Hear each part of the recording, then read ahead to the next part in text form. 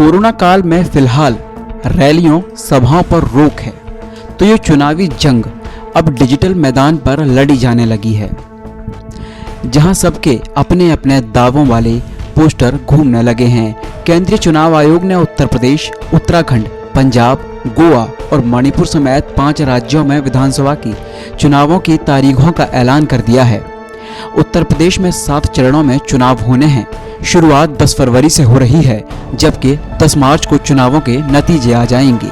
10 मार्च के लिए ये दावे इसलिए भी बड़े हैं क्योंकि यूपी का चुनाव किसी महासमर से कम नहीं है।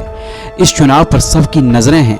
2024 के लिए देश के आम चुनाव का एक सिरा यूपी से ही जुड़ता है, इसलिए सबसे बड़ी चुनौती सत्ताधारी पार्टी बीजेपी के लिए है। क्या वो सत्ता में वापसी कर पाएगी? क्या योगी लगातार दूसरी बार मुख्यमंत्री बन पाएंगे? चुनौती तो समाजवादी पार्टी के अध्यक्ष और यूपी के पूर्व सीएम अखिलेश यादव के सामने भी कम नहीं है। 5 साल पहले की करारी हार का मलाल उन्हें अब तक है, इसलिए उन्होंने इस बार अपनी रथ यात्रा के जरिए शक्ति प्रदर्शन करने का कोई मौका नहीं चूका। इस महाप्रचार के दम पर वो समाजवादी पार्टी को बीजेपी की टक्कर में लेकर आए हैं। यूपी में दाव तो कांग्रेस और बहुजन समाज पार्टी का भी है।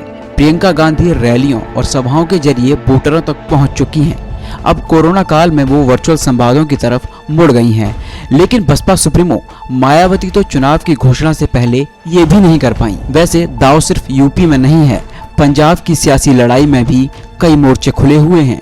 यहाँ चुनावों से कुछ दिन पहले कांग्रेस के राजनीतिक प्रयोग की परीक्षा भी होनी है। इस बार का पंजाब चुनाव आम आदमी पार्टी के लिए भी अहम है। पिछली बार हवा बनाने के बावजूद वो सत्ता के लिए जरूरी अंकों के आसपास भी नहीं पहुंच पाए थे।